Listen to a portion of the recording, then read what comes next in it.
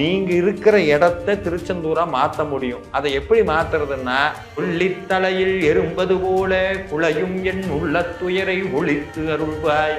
அது இது அப்படி இப்படின்னு எப்படி பார்த்தாலும் இதுதான் ஹிட்டான ஆஃபர். திருச்செந்தூர்னு சொன்னாலே உருகாத மனமும் உருகும்.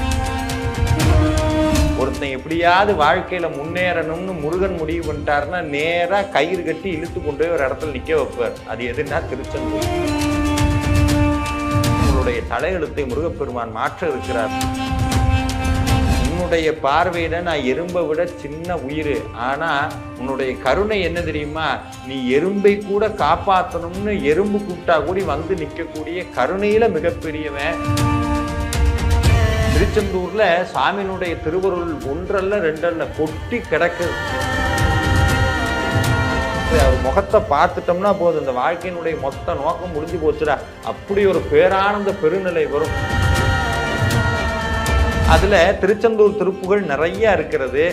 எதை பாடுறது, அதுதான் இன்னைக்கு நமக்குடைய கேள்வியே. ஏன் எங்களுக்கு திருச்செந்தூர் முருகனை பார்க்கணும்னு ஆசை? முருகன் உங்களை வந்து பார்ப்பார், திருச்செந்தூர் முருகன் உங்களை வந்து பார்ப்பார். அதற்கு பாட வேண்டிய திருப்புகள்.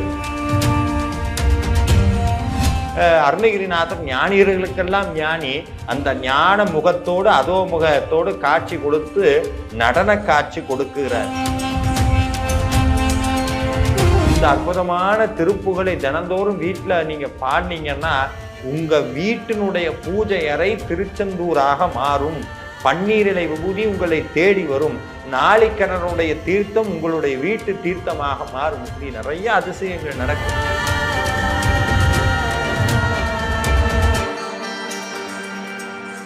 குறைந்த விலை, நிறைந்த தரம், தங்கள் தேவைகள் அனைத்தும் ஒரே இடத்தில். ஜெயச்சந்திரன். ஹர ஹர நம பார்வதீவதஜே ஹர ஹர மகாதேவ. திருச்செந்தூர் ஆண்டவனுக்கு அரோகர. பார்ந்த ஆன்மீக கிளிட்ஸ் நேயர்களே, முருகப்பெருமானுடைய திருவருளால் இன்றைக்கு திருச்செந்தூர் அறியாத ரகசியங்கள் என்ற தலைப்பின் கீழே திருச்செந்தூர் ஸ்தல மகாத்மியத்தை பற்றியும் திருச்செந்தூரினுடைய பெருமைகளை பற்றியும் சிந்திக்க இருக்கின்றோம். திருச்செந்தூர்னு சொன்னாலே உருகாத மனமும் உருகும். ஏன்னா ஒருத்தன் எப்படியாவது வாழ்க்கையில முன்னேறணும்னு முருகன் முடிவு பண்ணிட்டாருன்னா நேரா கயிறு கட்டி இழுத்து கொண்டு போய் ஒரு இடத்துல நிக்க வைப்பார். அது எதுனா திருச்செந்தூர். ஏன்னா என்னை அப்படித்தான் இழுத்து கொண்டு போனார். திருச்செந்தூர் மண்ணை மிதிக்கிற வரைக்கும் வாழ்க்கை வேற, அதுக்கு மண்ணை மிதிச்சு முருகன் உங்களை பார்த்துட்டாருன்னா அதுக்கப்புறம் வாழ்க்கை வேற. ஆனா இன்னைக்கு அப்படி இல்லை. திருச்செந்தூர்ல பக்தர்கள் படக்கூடிய அவதிகள் நிறைய, அதெல்லாம் சொல்ல முடியாது. இருந்தாலும் அதை அத்தனையும் தாண்டி முருகன் உங்களை திருச்செந்தூர் வர வைக்கணும்னு முடிவு பண்ணிட்டாருன்னா நீங்க எழுதி வச்சுக்கலாம். உங்களுடைய தலையெழுத்தை முருகப்பெருமான் மாற்ற இருக்கிறார். ஏன்னா முருக பக்தர்களுக்கு ராஜதானின்னு சொன்னா அது திருச்செந்தூர் தான். சைவ சமயத்தை பொறுத்த வரைக்கும் கைலாய மலையில போய் சிவபெருமானை பார்ப்பது எவ்வளவு பெரிய புண்ணியமோ அதைவிட பல கோடி மடங்கு புண்ணியம் முருகப்பெருமானுடைய கைலாய மலையாக இருக்கக்கூடிய ஸ்கந்தமாதன பர்வம்னு இருக்கக்கூடிய திருச்செந்தூரிலே முருகனை போய் பார்க்கறது. ஏன்னா திருச்செந்தூரை பற்றி புகழாத இலக்கியங்களே கிடையாது. நம்மளுடைய சங்க இலக்கியங்கள்ல தொடங்கி இப்ப இருக்கிற புலவர்கள் வரைக்கும் அத்தனை பேரும் திருச்செந்தூரை பாடுறாங்க. ஏன்னா திருச்செந்தூரை பாடினாதான் நல்ல வாழ்க்கை அமையும். திருச்செந்தூர் முருகனுடைய திருப்புகளை பாடினால் வாழ்க்கையில் பல திருப்பங்களை முருகப்பெருமான் கொண்டு வந்து தருவார். அருணகிரிநாதர் கந்தர் அலங்காரத்துல ஒரு அற்புதமான ஒரு பாடலை சொல்லுகிறார். புள்ளித்தலையில் எறும்பது போல குளையும் என் உள்ள துயரை ஒழித்து அருள்வாய். சொல்றார் என்னன்னா, ரெண்டு பக்கமும் நெருப்பு. அந்த நெருப்புக்கு மத்தியில் ஒரு எறும்பு சிக்கிச்சுன்னா அது என்ன துடிதுடிக்குமோ, என் வாழ்க்கையும் அப்படித்தான் முருகா இருக்கு. சொல்ல முடியாத துயரங்களினால் என்னுடைய வாழ்க்கை துடிதுடித்து கொண்டிருக்கிறது.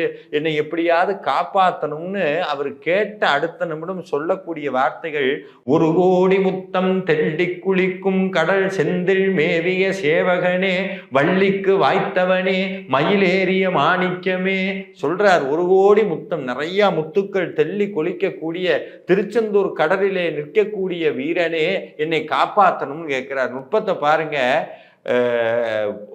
அந்த சாமி இந்த கந்தரலங்கார பாட்டுல தன்னை எறும்போடு ஒப்பிடுகிறார். நெருப்புக்கு மத்தியில மாட்டின எறும்பு.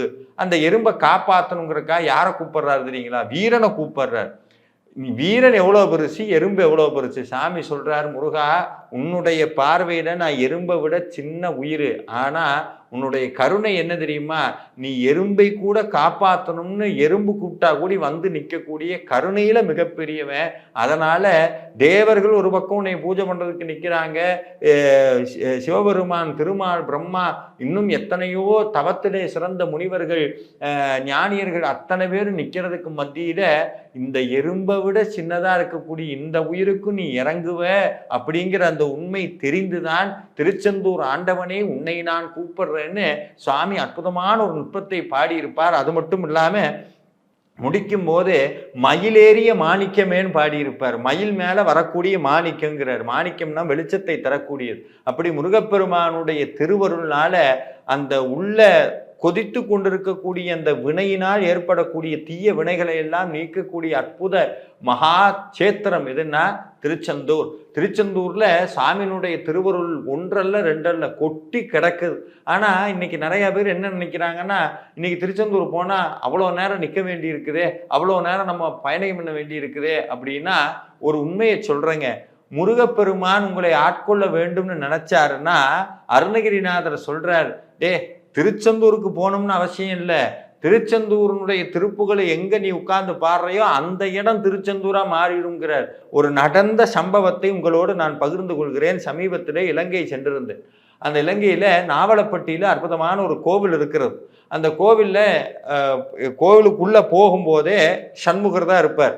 எப்போவுமே நான் திருச்செந்தூர் போனேன்னா நேராக என்ன பண்ணுவேன்னா, சண்முகரை பார்த்தா தான் எனக்கு விதுவிதுத்து போயிடும். அவரை பார்க்கறதுக்காக தான் திருச்செந்தூர் போகிறதே. அவர் முகத்தை பார்த்துட்டோம்னா போதும், இந்த வாழ்க்கையினுடைய மொத்த நோக்கம் முடிஞ்சு போச்சுடா, அப்படி ஒரு பேரானந்த பெருநிலை வரும்.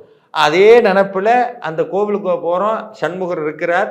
அப்பன்னு பச்சை சாத்தி போட்டிருக்கிறாங்கல்ல, பச்சை வஸ்திரம் எல்லாம் கட்டி சண்முகருடைய சன்னதி இருக்கிறது.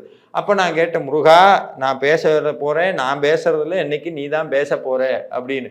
எப்போவுமே எந்த மேடை ஏறினாலும் எந்த வேலையை செய்தாலும் திருச்செந்தூர் ஆண்டவனை மனசார நினச்சிக்கிட்டோம்னா அந்த வேலையை நம்ம செய்ய மாட்டோம், முருகன் தான் செய்து வைப்பார். இதை நான் எங்கே கற்றுக்கிட்டேன்னா, நெல்லைக்கண்ணன் ஐயா ஒரு அற்புதமான விஷயம் சொல்லுவார்.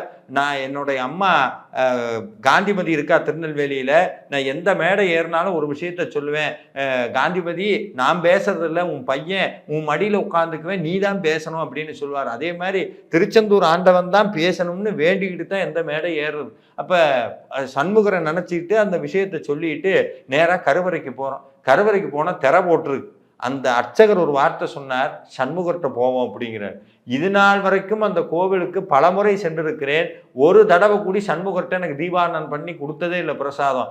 ஆனால் அன்னைக்கு அர்ச்சகர் சொன்னார், நேராக சண்முகர்கிட்ட போவோம்னு சொல்லி சண்முகர்கிட்ட அர்ச்சனை நடந்தது. அப்போ தான் நம்ம திருச்செந்தூர் சண்முகரை நினச்சா ஏதோ ஒரு கோவிலில் அங்கே இருக்கிற சண்முகர் அந்த வேலையை முடித்து வைக்கிறார். அப்போ ஒரு உண்மை உங்களுக்கு புரிஞ்சுக்கணும், நீங்கள் இருக்கிற இடத்த திருச்செந்தூராக மாற்ற முடியும். அதை எப்படி மாற்றுறதுன்னா, திருச்செந்தூர் திருப்புகள் பாடினோம்னு சொன்னால் அந்த இடம் திருச்செந்தூராக மாறும். சண்முகரை மனசார நினச்சிக்கங்க.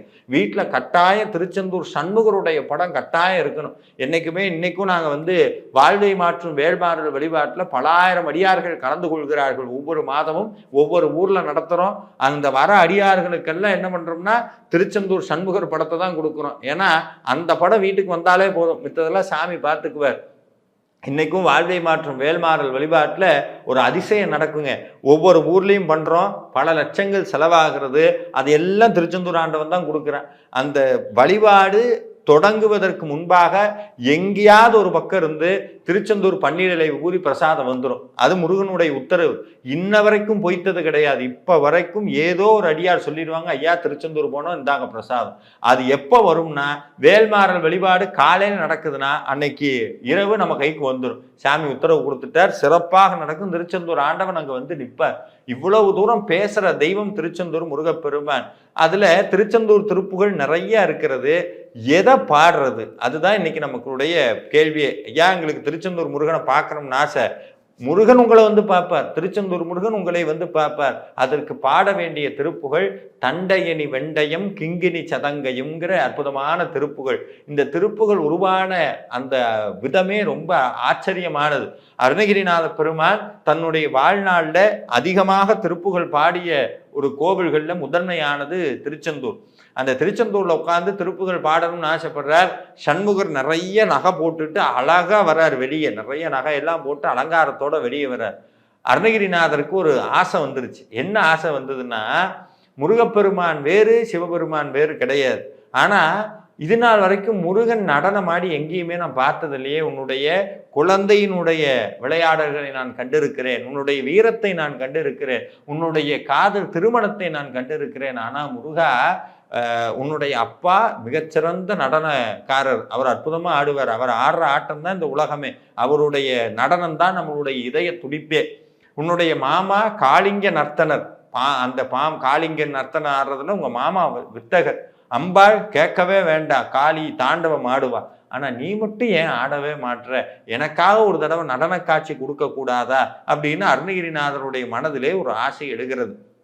திருச்செந்தூர் சண்முகர் பேசுகிறார், என்ன அருணகிரி ஏதோ கேட்ட போல இருக்கே அப்படின்னு. முருகா, உன் நடன காட்சியை பார்க்கணும். அப்படியா, பின்னாடி வாங்குறார். சுவாமிக்கு மொத்தம் 6 முகங்கள். முருகப்பெருமானுடைய சண்முகருடைய அந்த முகத்துல பார்க்க முடியும் 6 முகங்கள் இருக்கும். பின்னாடி வர சொல்றார் அருணகிரிநாதர். பின்னாடி போறார். முருக ஞானிகளுக்கு மட்டுமே தெரிகிற முகம் அதோ முகம். அதனாலதான் பின்புறத்துக்கு வர சொன்னது. சுவாமியினுடைய மறைவாக இருக்கக்கூடியது, யாரும் பார்க்காத முகம் அதோ முகம். அருணகிரிநாதர் ஞானியர்களுக்கெல்லாம் ஞானி. அந்த ஞான முகத்தோடு அதோ முகத்தோடு காட்சி கொடுத்து நடன காட்சி கொடுக்குகிறார். அப்போ நடன காட்சி கொடுத்த போது முருகப்பெருமானுடைய திருவடியை முதலிலே தூக்குகிறார். எப்படி நடராஜர் தன் திருவடியை தூக்கி காட்சி ஆனந்த தாண்டவம் ஆடுவாரோ அதே மாதிரி முருகப்பெருமானும் தன் திருவடியை தூக்குகிறார். அந்த திருவடியை பார்த்த அடுத்த நிமிஷம் அருணகிரிநாதர் மனசுல அப்படியே ராகத்தோடு அந்த திருப்புகள் பிறக்கிறது. எப்பவுமே நான் சொல்லுவேன், திருப்புகள்ல அருணகிரிநாதர் எதை பார்க்கின்றாரோ அதைத்தான் பதிவு செய்வார்னு நான் சொல்லி இருக்கிறேன். அருணகிரிநாதர் முருகப்பெருமானுடைய திருவடியை பார்த்தார், அதுல தண்டை எல்லாம் இருக்கிறது. உடனே தொடங்கினார், தண்டையணி வெண்டயம் கிங்கினி சதங்கையும் தன்கல சிலம்புடன் கொஞ்சவே நின் தந்தையினை முன்பறிந்து இன்ப உரி குண்டனல் சந்தமுட அணைந்த நின் அன்பு போல. அப்படியே கொட்டுது அருவி மாதிரி. இதை கேட்க கேட்க முருகப்பெருமானுக்கு நடனத்தை நிப்பாட்டணும்னு தோணவே இல்லை. ஒரு தடவை தான் கேட்டார். பிரகாரம் முழுக்க அருணகிரிநாதருக்கு நடன காட்சி கிடைக்கிது. இந்த அற்புதமான திருப்புகளை தினந்தோறும் வீட்டில் நீங்க பாடினீங்கன்னா உங்க வீட்டினுடைய பூஜை அறை திருச்செந்தூராக மாறும். பன்னீரிலை விபூதி உங்களை தேடி வரும். நாளிக்கிணறுடைய தீர்த்தம் உங்களுடைய வீட்டு தீர்த்தமாக மாறும். இப்படி நிறைய அதிசயங்கள் நடக்கும். அப்பேற்பட்ட அதிசயம் மிக்கது திருச்செந்தூரனுடைய அற்புதமான தண்டையணி வெண்டயம் திருப்புகள் 1. 2வது, திருச்செந்தூர் முருகப்பெருமானுக்கு நடக்கக்கூடிய பூஜைகள். உள்ளே கருவறையில் இருக்கக்கூடிய முருகப்பெருமானுக்கு நடக்கக்கூடிய பூஜை குமார தந்திரம் என்ற ஆகம முறைப்படி நடக்கிறது. இங்கே சண்முகருக்கு சைவாகம முறைப்படி நடக்கிறது. இந்த 2 முறையும் உள்ளே தாந்திரீக முறைப்படி நடக்கும், சண்முகருக்கு நம்மளுடைய ஆகம முறைப்படி நடக்கும். அது இப்ப சமீபத்தில் திருச்செந்தூர் முருகப்பெருமானுக்கு கும்பாபிஷேகம் நடந்தது. அப்போ அதை தலைமை தாங்கி நடத்தி வைத்த பிச்சை குருக்கள் ஐயா வந்திருந்தார். எங்க சமீபத்தில் காரைக்குடியில வாழ்வை மாற்றும் வேல்மாறல் வழிபாட்டிற்கு பிச்சை குருக்கள் ஐயா வந்திருந்த போது ஒரு உண்மையை சொன்னார். என்னன்னா, திருச்செந்தூரிலே அந்த கும்பாபிஷேகம் செய்வதற்கு நிறைய தடைகள் ஏற்பட்டது. அந்த தடைகளை எல்லாம் உடைத்தெறிந்தது வேல்மாறல் மகாமந்திரம்னு அதை பதிவு பண்ணி வச்சிருக்கிறாங்க. பிச்சை குருக்கள் ஐயா அதை சொன்னார். அப்படி திருச்செந்தூர்ல நடக்கக்கூடியது 2 ஆகம முறைகள். 1 குமாரதந்திரம், கருவறைக்குள்ளே இறைவனுக்கு, அடுக்கடுத்து சுவாமிக்கு உள்ள சண்முகருக்கு சிவாகம முறைப்படி நடக்கிறது. இங்க திருச்செந்தூர் முருகப்பெருமான் பூஜா மூர்த்தியாக இருக்கிறார். சிவபெருமானை பூஜை பண்ணக்கூடிய மூர்த்தியாக இருக்கிறார். முருகப்பெருமானுக்கு பின்பாக 5 சிவலிங்கங்கள் இருக்கிறது. கருவறைக்குள்ளே 3 சிவலிங்கங்கள் இருக்கிறது. எப்பவுமே திருச்செந்தூருக்கு போறவங்க சொல்லுவாங்க, முருகப்பெருமானை மனதினாலே எண்ணி நினைவினாலே கருவறைக்குள்ளே இருக்கக்கூடிய 3 லிங்கங்களை வழிபட்டு உடலினாலே பின்பு இருக்கக்கூடிய 5 சிவலிங்கங்களை வழிபட்டால் கைலாயத்திலே சிவ சக்தி முருகப்பெருமானை 3 பேரையும் நேரிலே சென்று வழிபட்ட பலன் அவரை சேரும்பாங்க. ஏன் 8 லிங்கம்னா, நிலம், நீர், நெருப்பு, காற்று, ஆகாயம் என்ற பஞ்சபூதங்களும், சூரியன், சந்திரன் என்ற 2 ஞான தீபங்களும், ஆத்மா, இறைவன் என்ற இத்தனையும் சேர்ந்துதான் 8 லிங்கங்களாக இறைவன் முருகப்பெருமான் சிவனை ஸ்தாபித்து பூஜை செய்தார். அதனால 8 லிங்கங்கள். அது மட்டும் இல்லாம திருச்செந்தூரிலே மொத்தம் 32 தீர்த்தங்கள் இருந்ததாக நம்மளுடைய வரலாறெல்லாம் பதிவு செய்கிறது. சமீபத்தில் கூடி நிறைய தீர்த்தங்களுடைய கல்வெட்டெல்லாம் கிடைச்சது. 1 அதுல ரொம்ப முக்கியமானது தான் இந்த நாளிக்கிணறு. நவ வீரர்கள் அப்படின்னு சொல்லுவாங்க, வீரவாகு தேவர்கள். அதாவது முருகப்பெருமானுடைய சூரபத்ம போருக்கு துணையாக சென்ற வீரர்களுடைய தாகம் தீர்ப்பதற்காக முருகப்பெருமான் உருவாக்கிய கிணறு அப்படின்னு சொல்லுவாங்க. அதற்கு ஆற்றல் பன்மடங்கு இருக்கிறது. இந்த நாளிக்கிணறு தீர்த்தத்திலையும் அதே மாதிரி சண்முக விலாசம், ஆறுமுக விலாசம் என்று சொல்லக்கூடிய அந்த கடல் தீர்த்தத்திலும் நீராடி விட்டுத்தான் முருகனை வழிபாடே செய்ய வேண்டும். நம்மளுடைய பாரத தேசத்துல முக்கியமான கடல் தீர்த்தங்கள்னு இருக்கு. அதுல ரொம்ப முக்கியமானது திருச்செந்தூரினுடைய கடல் தீர்த்தம். அதுல ஒரு விஷயமே இருக்கிறது. என்னன்னா, திருச்செந்தூர் கடல் தீர்த்தம் வருண பகவான் முருகப்பெருமானை பூஜை பண்ணிவிட்டு முருகப்பெருமான்ட்டு ஒரு விஷயம் சொன்னாரா, எக்காலத்திலும் மனிதர்களுக்கு இந்த திருச்செந்தூர் கடல் நீரினாலே அவர்களுக்கு பாதிப்பு வராது. எப்படி? வருண பகவான் முருகப்பெருமான்ட்ட சொல்றார், எக்காலத்திலும் திருச்செந்தூர் கடல் நீரினாலே மனிதர்களுக்கும் இங்கு வழிபடக்கூடிய முருக பக்தர்களுக்கும் தீங்கு நடக்காது அப்படின்னு வருண பகவான் சொன்னதாலதான் இன்னைக்கும் 2004 சுனாமி எல்லா நாட்டிலையும் பேரழிவை ஏற்படுத்திய போது திருச்செந்தூரில் மட்டும் பொங்கிய சுனாமி அலை சுப்பிரமணிய கடவுளை பார்த்த அடுத்த நிமிடம் தணிந்து உள்ளே சென்றது. இன்னைக்கும் திருச்செந்தூர் போனீங்கன்னா எழுதி வச்சிருப்பாங்க, சுனாமியை வென்ற சுப்பிரமணியர் அப்படின்னு. ஆனா இன்னைக்கு திருச்செந்தூர்ல அந்த கடலிலே கொட்டக்கூடிய கழிவுகளும் மனிதனுடைய பேராசைக்கு கடவுள் இந்த மாதிரி பொக்கிஷம் எல்லாம் வேற நாட்டுல கிடையாதுங்க. எந்த நாட்டுல இப்படி எல்லாம் கிடையாது. ஆனா இன்னைக்கு அதே திருச்செந்தூர்ல அதே கோவில் வழியா சாக்கடை நீர் ஓடுகிறது. அதே கடலுக்குள்ளே போட முடியாத குப்பைகளை கொட்டி எந்த அளவுக்கு கோவிலினுடைய புனிதத்தை பக்தி என்ற பெயரிலே கெடுக்க முடியுமோ அவ்வளவு தூரம் கொடுமைகள் நடக்கிறது. ஆனா முருகப்பெருமான் இத்தனையும் தாங்கி கொண்டு திருச்செந்தூர் கோவிலில் நடக்கக்கூடிய அத்தனை அந்த அவஸ்தைகளையும் பொறுத்து கொண்டு முருகப்பெருமான் நிற்பதற்கு காரணம், அங்க கோடி பேர் வராங்க. ஆனா அத்தனை பேரும் முருகன் வேணும்னு வர்றதில்லை. ஏதோ ஒருத்த மட்டும் முருகான்னு வரான். முருகா நீ உன்னை பார்த்தா போதும்னு வரான். அவனுக்காக மட்டும்தான் முருகன் அங்கே நின்று கொண்டிருக்கிறார். அதை நம்ம புரிஞ்சுக்கணும். இத்தனை சிறப்புமிக்க திருச்செந்தூர் திருப்புகழை தினந்தோறும் பாடினால், நான் போன காணொலியில சொன்ன மாதிரி முருகனுடைய திருவருளால் உங்களுடைய கனவிலே திருச்செந்தூர் ஆண்டவன் வருவான், கவலையை தீர்ப்பான். முருகப்பெருமானுடைய திருவருளால் உங்கள் வாழ்க்கை மாறும். நன்றி, வணக்கம், முருகாச்சரணம். அது இது அப்படி இப்படின்னு எப்படி பார்த்தாலும் இதுதான் ஹிட்டான ஆஃபர். குறைந்த விலை, நிறைந்த தரம். தங்கள் தேவைகள் அனைத்தும் ஒரே இடத்தில். ஜெயச்சந்திரன்.